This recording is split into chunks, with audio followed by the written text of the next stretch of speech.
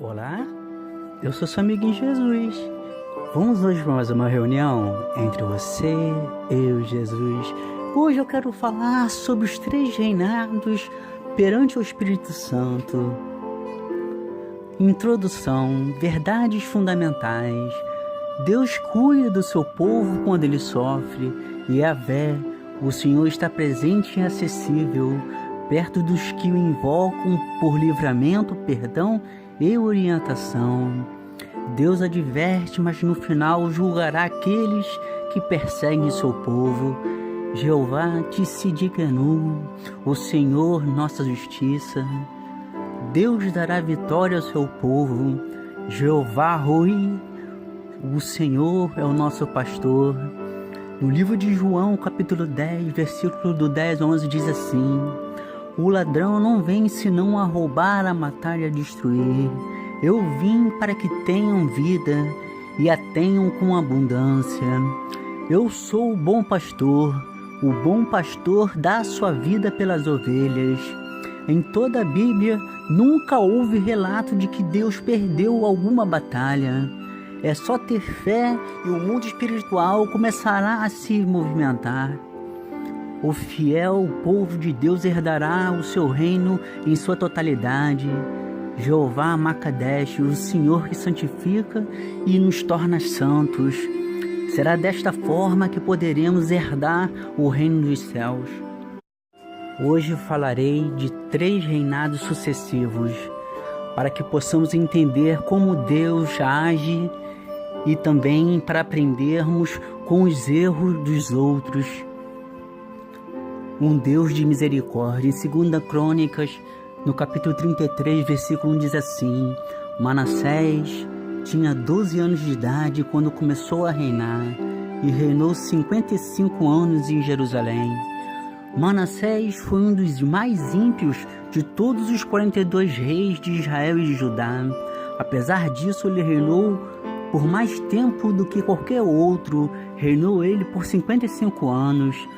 Possivelmente o Senhor permitiu a Manassés reinar por tanto tempo porque ele viu que o duro monarca se arrependeria.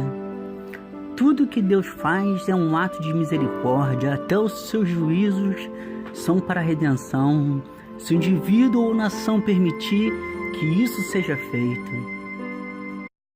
O cativeiro babilônico de Manassés e a restauração. Em 2 Crônicas, capítulo 33, versículo 11, diz assim: por isso o Senhor enviou contra eles os comandantes do exército do rei da Síria, os quais prenderam Manassés, colocaram-lhe um gancho no nariz e algemas de bronze e o levaram para a Babilônia. Isso foi um ato de misericórdia da parte de Deus, quando ele tentou trazer a Manassés a realidade e obteve seu propósito. Deus sempre se levanta do seu trono e inclina seus ouvidos para um coração humilhado e arrependido. Em 2 Crônicas, no capítulo 33, versículo 12, diz assim: em sua angústia, ele buscou o favor do Senhor, o seu Deus, e humilhou-se muito diante de Deus, dos seus antepassados. Este foi o propósito e a razão por que o Senhor permitiu a Manassés governar tanto tempo assim. Como já foi dito, este foi o motivo por que o Senhor permitiu que ele fosse levado cativo para a Babilônia. Isto teve o efeito desejado sobre o monarca.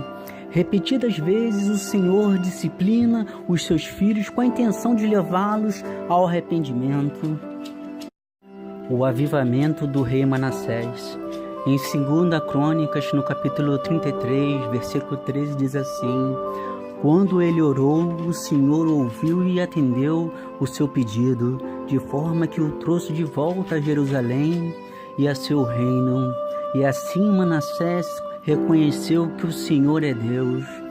Não poderia haver uma ilustração mais formosa da misericórdia, da graça de Deus estendidas a Manassés do que esta. A grande lição aprendida aqui é que se o Senhor fez isto com Manassés, rei que fez mais mal em Judá do que qualquer outro rei antes dele, o Senhor pode fazer isso por qualquer um. Há somente 2 requisitos: humilhar-se a si mesmo e orar a Deus. A retirada de toda idolatria. No livro de 2 Crônicas, no capítulo 33, versículo 15, diz assim: Manassés tirou do templo do Senhor os deuses estrangeiros e a imagem que lá havia colocado, bem como todos os altares idólatras que havia construído na colina do templo, e em Jerusalém jogou-os fora da cidade. A restauração. No livro de 2 Crônicas, capítulo 33, no versículo 16, diz assim: Reparou em seguida o altar do Senhor e sacrificou sobre ele, ofereceu sacrifícios de oferta de paz e oferta de ação de graças, ordenando a Judá que servisse o Senhor, o Deus de Israel. A restauração do grande altar de bronze, sobre o qual os sacrifícios eram oferecidos. As ofertas de paz eram geralmente oferecidas depois das ofertas pelo pecado e pela culpa, o que significava que a paz com Deus já tinha vindo sobre o rei Manassés.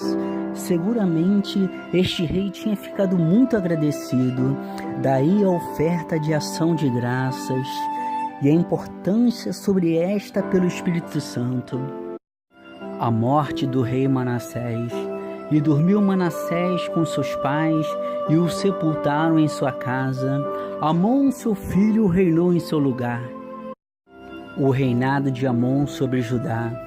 No livro de 2 Crônicas, capítulo 33, do versículo 21 ao 23, diz assim: Tinha Amon 22 anos de idade quando começou a reinar, e 2 anos reinou em Jerusalém, e fez o que era mal aos olhos do Senhor, como havia feito Manassés, seu pai. Porque Amon sacrificou a todas as imagens de escultura que Manassés, seu pai, tinha feito, e as serviu, mas não se humilhou perante o Senhor, como Manassés, seu pai, se humilhara. Antes multiplicou Amon os seus delitos. A morte de Amon e o reinado de Josias, seu filho. E conspiraram contra ele os seus servos e o mataram em sua casa. Porém o povo da terra feriu a todos quantos conspiraram contra o rei Amon. E o povo da terra fez reinar em seu lugar a Josias, seu filho. Deus adverte, mas no final julgará aqueles que perseguem seu povo. Esse Deus é conhecido como Jeová Tsidkenu, o Senhor, a nossa justiça. Josias reina sobre Judá. No livro de 2 Crônicas, no capítulo 34, versículo 1, diz assim: Tinha Josias 8 anos quando começou a reinar, e 31 anos reinou em Jerusalém. Josias seria um dos reis mais piedosos, e assim o sol começa a raiar sobre Judá.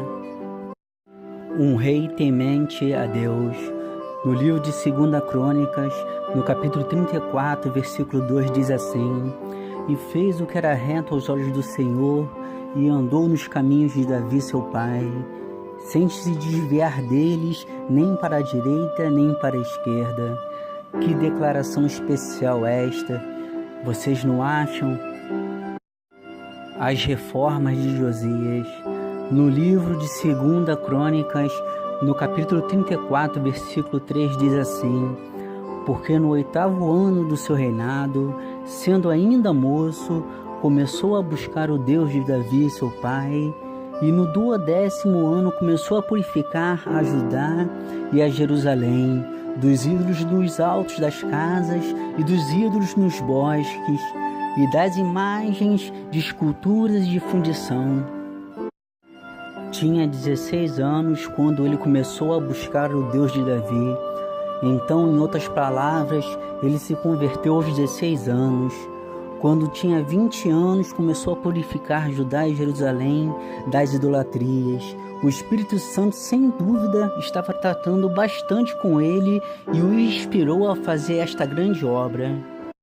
O fim da idolatria feita por Josias.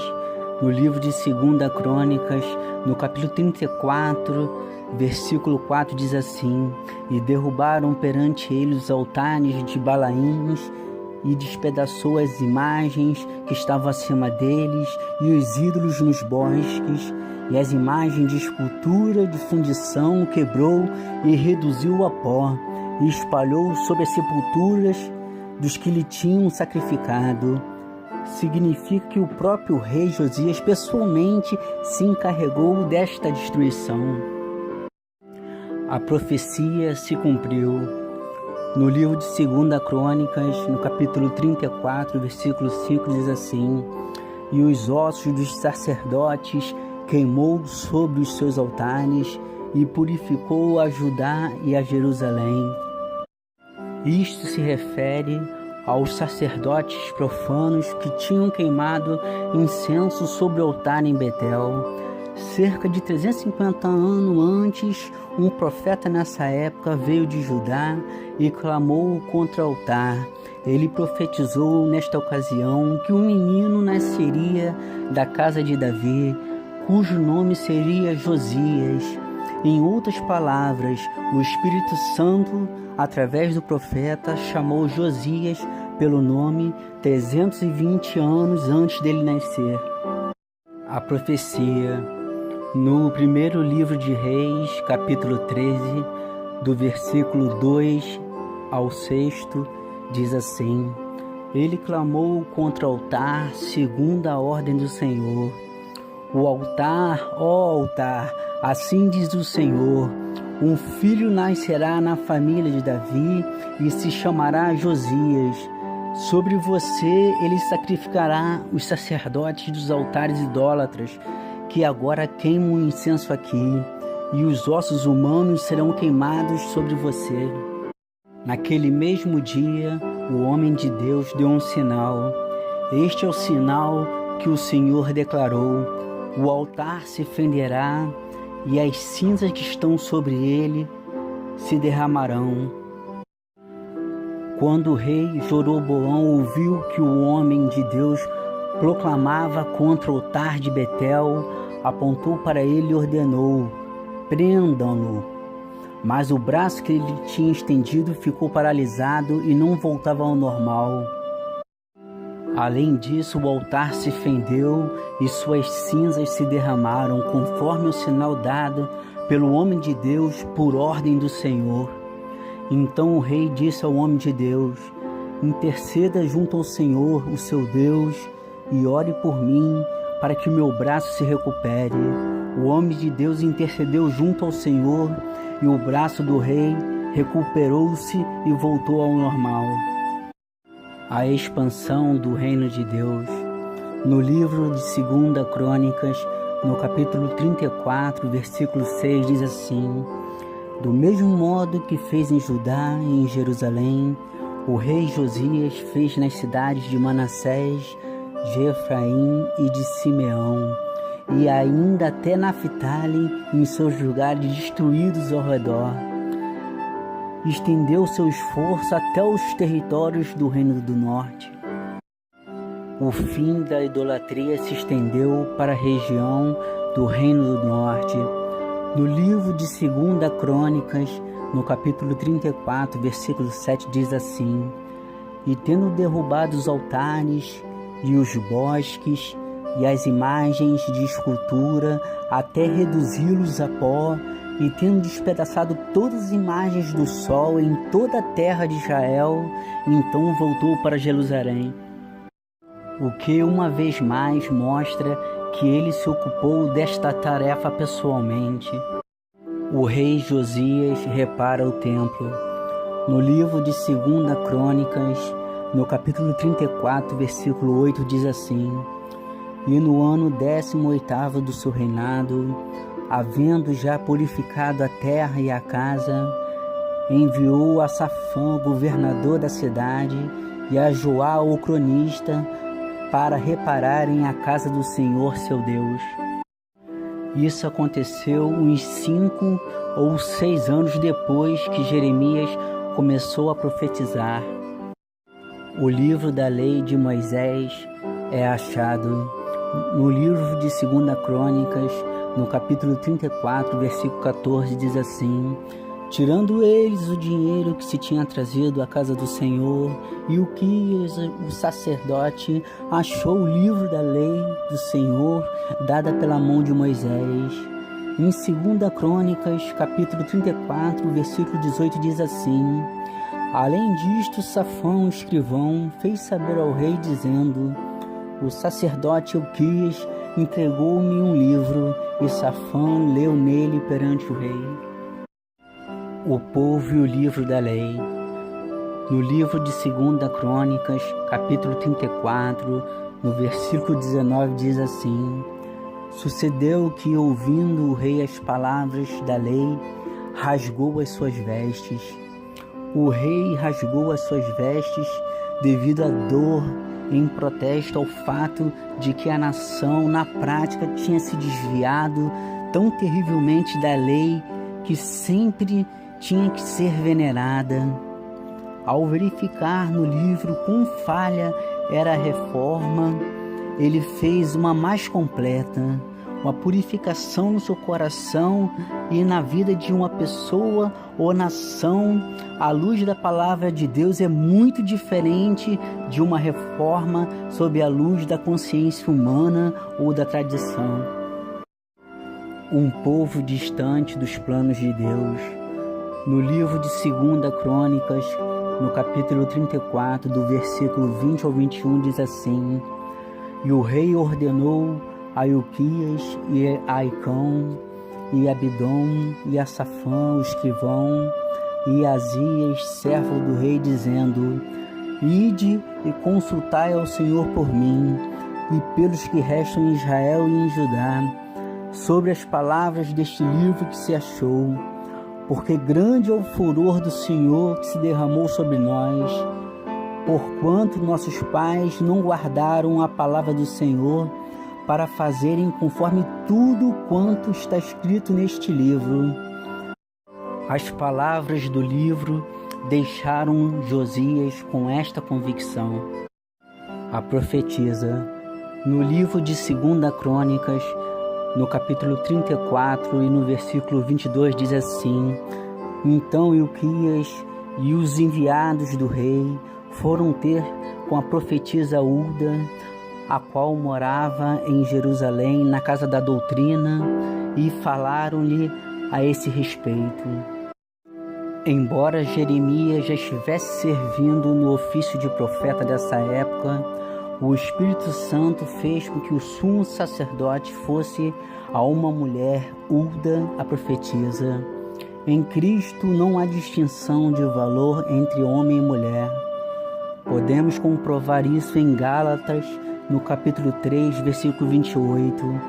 Não há judeu nem grego, escravo nem livre, homem nem mulher, pois todos são um em Cristo Jesus. A profecia anunciada.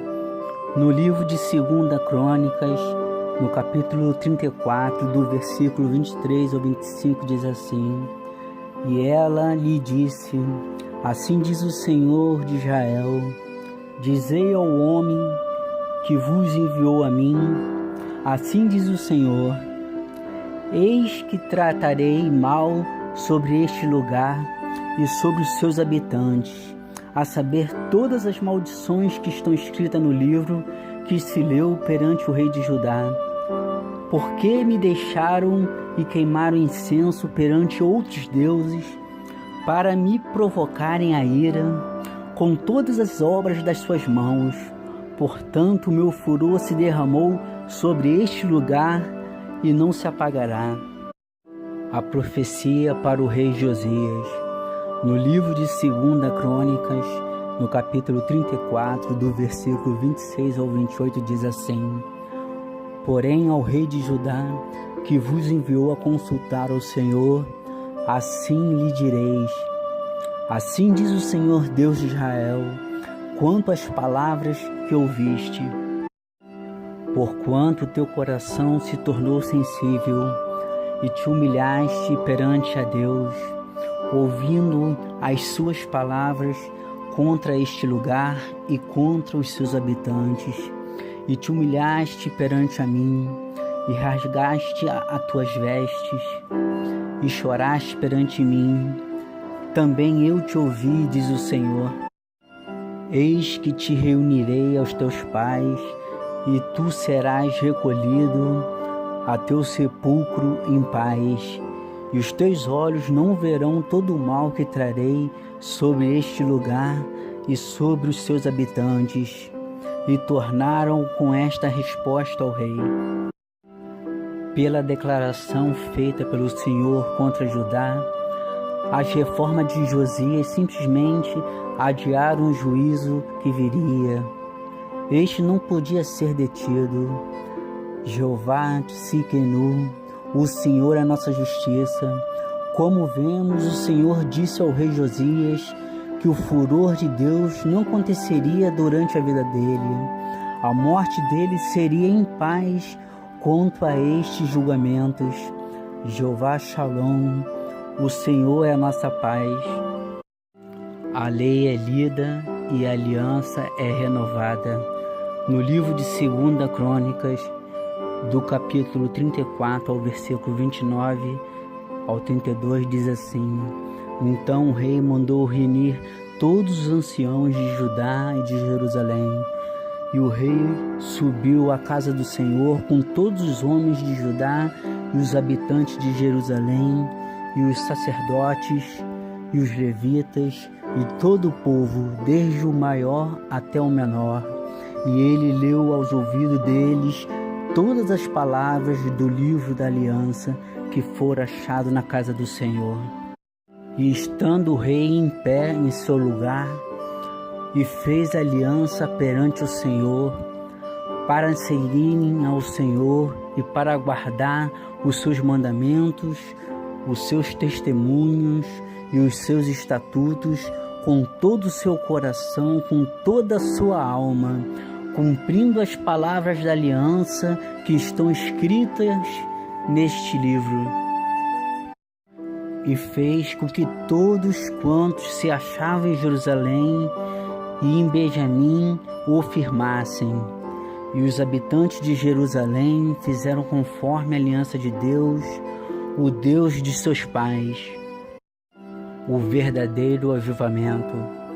No livro de 2 Crônicas, no capítulo 34, versículo 33, diz assim: E Josias tirou todas as abominações de todas as terras que eram dos filhos de Israel, e fez com todo quantos se achavam em Israel, obrigou a que servissem ao Senhor seu Deus.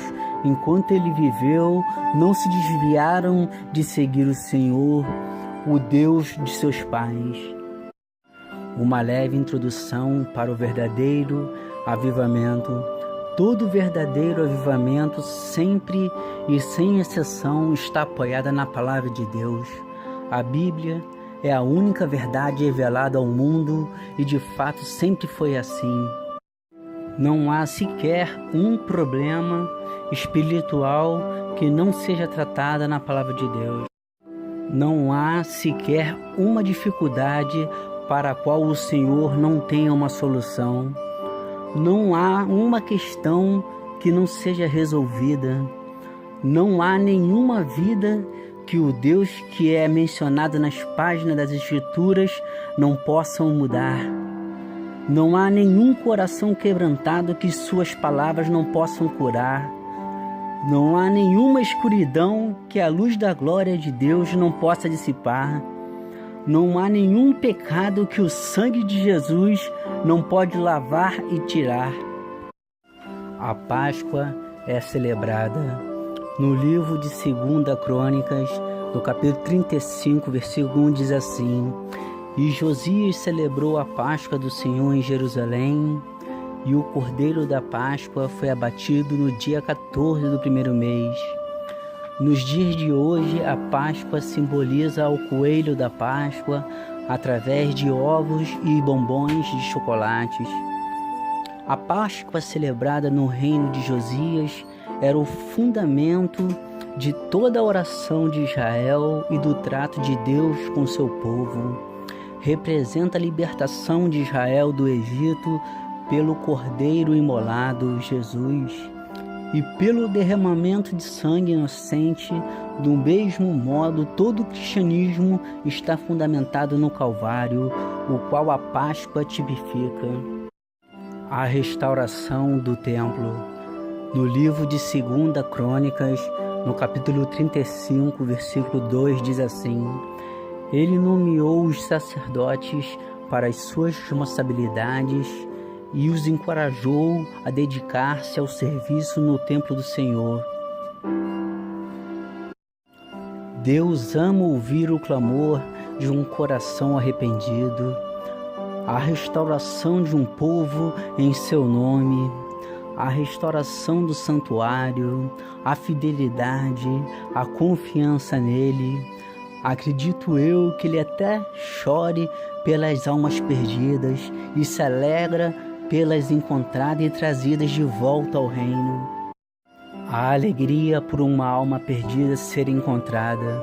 No livro de Lucas, capítulo 15, versículo 7, diz assim: Eu lhes digo que, da mesma forma, haverá mais alegria no céu por um pecador que se arrependa do que por 99 justos que não precisam arrepender-se. Em Lucas 15, versículo 10, diz assim: Eu lhes digo que da mesma forma há alegria na presença dos anjos de Deus por um pecador que se arrepende. Esse é um dos maiores planos de Deus, santificar seu povo para que possamos habitar no céu, próximo do nosso Criador. No livro de João, no capítulo 17, versículo 24, prova esse amor que foi citado agora. E diz assim: Pai, quero que os que me deste estejam comigo onde estou e vejam a minha glória, a glória que me deste porque me amaste antes da criação do mundo. A Arca do Concerto. No livro de 2 Crônicas, no capítulo 35, versículo 3, diz assim: E ele disse aos levitas que instruíam todo Israel e haviam sido consagrados ao Senhor: Ponham a arca sagrada no templo construído por Salomão, filho de Davi, rei de Israel. Vocês não precisam mais levá-la de um lado para o outro, sobre os ombros. Agora sirvam ao Senhor, ao seu Deus e ao povo dele, Israel. A Arca do Concerto havia sido levada do lugar santíssimo, possivelmente pelo ímpio rei Amon, pai do rei Josias, e agora deveria ser posta no lugar santíssimo e ali permanecer. O rei organiza tudo e todos conforme o livro da lei achado. No livro de 2 Crônicas, no capítulo 35, do versículo 4 ao 5, diz assim: Preparem-se por famílias em suas divisões, de acordo com a orientação escrita por Davi, rei de Israel, e por seu filho Salomão. Fiquem no lugar santo com um grupo de levitas para cada subdivisão das famílias do povo. Em outras palavras, ele estava dizendo que tudo devia ser feito segundo a palavra de Deus. Os requisitos divinos para a Páscoa. No livro de 2 Crônicas, no capítulo 35, versículo 10, diz assim: O serviço foi organizado e os sacerdotes assumiram os seus lugares com os levitas em seus turnos, conforme o rei ordenara. Um reinado sob a justiça de Deus. No livro de 2 Crônicas, no capítulo 35, no versículo 15, diz assim: Os músicos descendentes de Asaf estavam nos locais prescritos por Davi, e por Asaf, Emã e Gedutum, videntes do rei. Os porteiros que guardavam cada porta não precisaram deixar os seus postos, pois os seus colegas levitas preparavam as ofertas para eles. Este versículo comunica o fato de que enquanto esses sacrifícios eram oferecidos, eram acompanhados de música, louvor e adoração. Quando o Calvário, no que Cristo fez por nós na cruz, é elevado como fundamento da fé, sempre produz alegria. Além disso, os porteiros asseguraram que a lei do Senhor se cumprisse quanto aos sacrifícios. Tudo isto mostra a adesão do rei Josias à palavra de Deus. A festa dos pães assados sem fermento. No livro de 2 Crônicas, capítulo 35, versículo 18, diz assim: a Páscoa não havia sido celebrada dessa maneira em Israel desde os dias do profeta Samuel, e nenhum dos reis de Israel havia celebrado uma Páscoa como esta, como fez Josias, com os sacerdotes, os levitas e todo o Judá e Israel que estava ali com o povo de Jerusalém. Também foi dito isto sobre a celebração da Páscoa por Ezequias. A declaração é verdadeira em ambos os casos, porque Ezequias celebrou a Páscoa como nunca havia sido celebrada até a sua época. E aqui Josias celebrou uma que foi ainda maior que a observada por Ezequias. A morte do rei Josias. No livro de 2 Crônicas, no capítulo 35, do versículo 22 ao 24, diz assim: Josias, contudo, não quis voltar atrás e se disfarçou para enfrentá-lo em combate. Ele não quis ouvir o que Neco lhe disse por ordem de Deus, mas foi combatê-lo. E na batalha, flecheiros atingiram o rei Josias, pelo que disse aos seus oficiais: tire-me daqui, estou gravemente ferido. Eles o tiraram do seu carro e colocaram em outro e o levaram para Jerusalém, onde morreu, e foi sepultado nos túmulos dos seus antepassados, e todos os moradores de Judá e de Jerusalém choraram por ele. Até hoje existem divergências a respeito do motivo por que Josias teria feito isso. Além da informação relatada aqui, as Sagradas Escrituras ficam em silêncio. Cada evidência parece assinalar o fato de que o Senhor tentou advertir Josias. Entretanto, certamente podemos entender que Josias não prestou atenção a um pagão, o qual afirmou ter ouvido isso de Deus. Josias não o fez, portanto, com a pequena informação dada, podemos somente arriscar uma opinião. Apesar das reformas de Josias, Judá de coração pouco tinha se voltado para o Senhor. Portanto, o Senhor tirou Josias do trono, porque já se aproximava o tempo de juízo que estava por vir.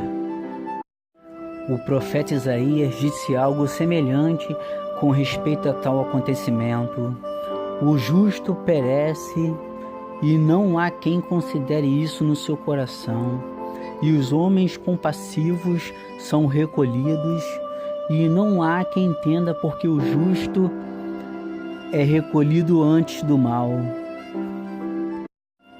Entendimento entre Deus e as pessoas. No livro de Deuteronômio, no capítulo 29, versículo 29, diz assim: as coisas encobertas pertencem ao Senhor, ao nosso Deus, mas as reveladas pertencem a nós e aos nossos filhos para sempre, para que sigamos todas as palavras desta lei. Vou agora fazer um breve relato dos 3 reinados de forma sucessiva. No livro de 2 Crônicas, capítulo 33, versículo 1, diz assim: Manassés tinha 12 anos de idade quando começou a reinar, e reinou 55 anos em Jerusalém. Manassés foi um dos mais ímpios de todos os 42 reis de Israel e de Judá.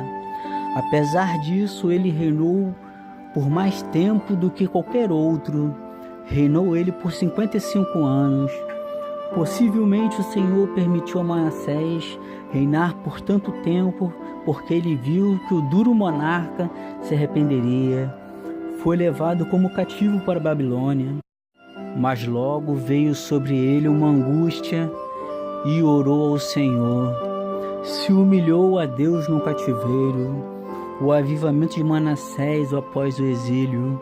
Em 2 Crônicas, capítulo 33, do versículo 15 a 17, diz assim: Manassés tirou do templo do Senhor os deuses estrangeiros e a imagem que lá havia colocado, bem como todos os altares idólatras que havia construído na colina do templo e em Jerusalém, e os jogou fora da cidade.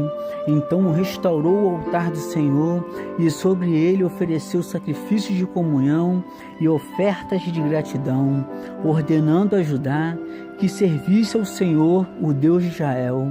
O povo, contudo, continuou a sacrificar nos altares idólatras, mas somente ao Senhor, ao seu Deus. O reinado de Amon, filho de Manassés. No livro de 2 Crônicas, no capítulo 33, versículo 21 ao 25, diz assim: Amon tinha 22 anos de idade quando começou a reinar, e reinou 2 anos em Jerusalém. Ele fez que o Senhor reprova. À semelhança de seu pai Amon, prestou culto e ofereceu sacrifício a todos os ídolos que Manassés havia feito. Mas ao contrário de seu pai Manassés, não se humilhou diante do Senhor, antes aumentou a sua culpa. Os oficiais de Amon conspiraram contra ele e o assassinaram em seu palácio. Mas o povo matou todos que haviam conspirado contra o rei Amon, e a seu filho Josias proclamou o rei em seu lugar. Josias, um valioso rei. No livro de 2 Crônicas, no capítulo 34, do versículo 1 ao 3, diz assim: Josias tinha 8 anos de idade quando começou a reinar, e reinou 31 anos em Jerusalém. Ele fez que o Senhor aprova e andou nos caminhos de Davi, seu predecessor, sem se desviar nem para a direita nem para a esquerda. No 8º ano do seu reinado, sendo ainda bem jovem, ele começou a buscar o Deus de Davi, seu predecessor. No 12º ano, começou a purificar Judá e Jerusalém dos altares idólatras, dos postes sagrados, das imagens esculpidas e dos ídolos de metal. Os feitos sobre o reinado do rei Josias. Josias reparou o templo. O livro da lei de Moisés foi achado. A lei é lida e a aliança renovada. A Páscoa foi celebrada com excelência. A festa dos pães sem fermento. Josias se humilha diante de Deus. No livro de 2 Crônicas, capítulo 34, versículo 19, diz assim: Assim que o rei ouviu as palavras da lei, rasgou suas vestes. O rei Josias, pela sua fidelidade com Deus, não iria passar pelo juízo de Deus, mas o povo sim. A importância da cruz e de Cristo. Hoje só é possível obtermos respostas de Deus ou até mesmo enfrentar tribulações, onde o medo foi gerado em nossos corações quando depositamos toda a nossa fé em Cristo e no que Ele fez por nós na cruz, na qual, para nos justificar, Jesus pagou um alto preço com seu sangue carmesim, nos lavando de todos os nossos pecados. Jeová Tsidkenu, o Senhor é a nossa justiça, e Cristo, que é a fonte de onde obtemos o perdão das feridas de nossas almas e a restauração por completa de todas as áreas de nossas vidas para os corações verdadeiramente arrependidos. Yahvé, o Deus que está presente e acessível, perto dos que o invocam por livramento, perdão e orientação. um ponto de fé e de esperança para o seu coração. Em Salmos, no capítulo 20, do versículo 5 ao 7, diz assim: saudaremos a tua vitória com gritos de alegria, ergueremos as nossas bandeiras em nome do nosso Deus. Jeová Nissi, o Senhor é a minha bandeira. Que o Senhor atenda todos os teus pedidos. Agora sei que o Senhor dará vitória ao seu ungido. Dos seus santos céus lhe responde com o poder salvador da sua mão direita. Alguns confiam em carro e outros em cavalos, mas nós confiamos no nome do nosso Senhor Deus. Entendimento eclesiástico para que a nossa fé não morra. Apesar de muitas das vezes no templo praticarmos o ato da boa vizinhança e querermos agradar ao pastor ou ao padre ou qualquer outro tipo de liderança, temos que ter a convicção de que o cordão umbilical deve estar somente ligado na cruz e no que Jesus fez nela por nós. Muitos cristãos se perderam no meio da caminhada por causas que certamente Deus não foi e nunca será culpado. As pessoas se baseiam nos pecados do homem, que já tem a sua tendência pecaminosa, e praticam os seus pecados ocultos, onde Deus não coabita em meio desta situação.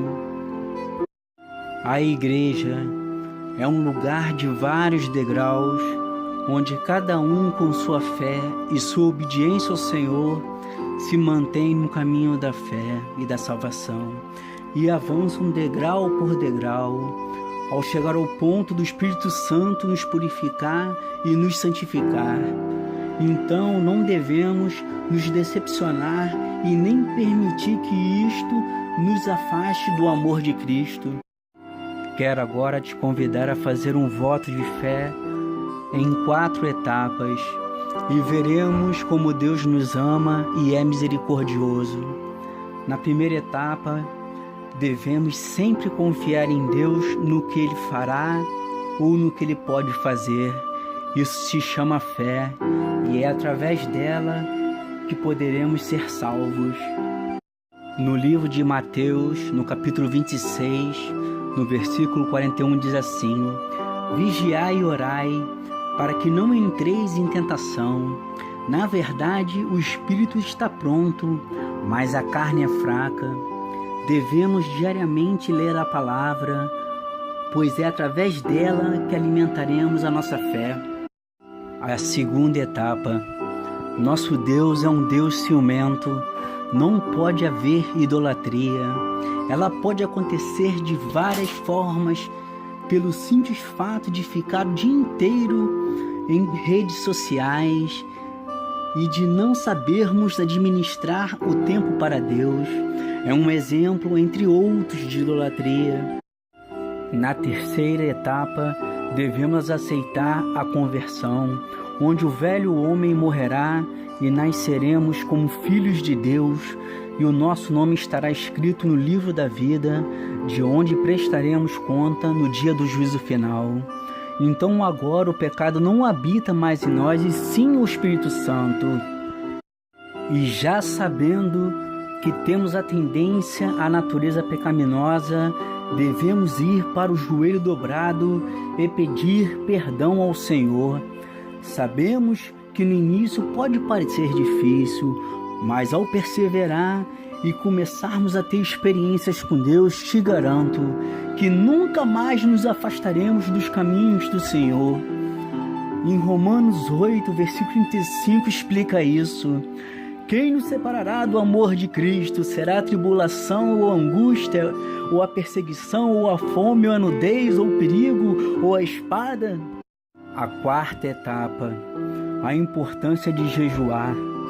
Ele pode ser de diversas formas diferentes, não apenas ficar um dia sem comer, porque entendemos que muitas pessoas, por questões de saúde, não podem assumir esse tipo de compromisso, mas podemos, por exemplo, ficar sem acessar redes sociais ou renunciar a algo que gostemos de fazer.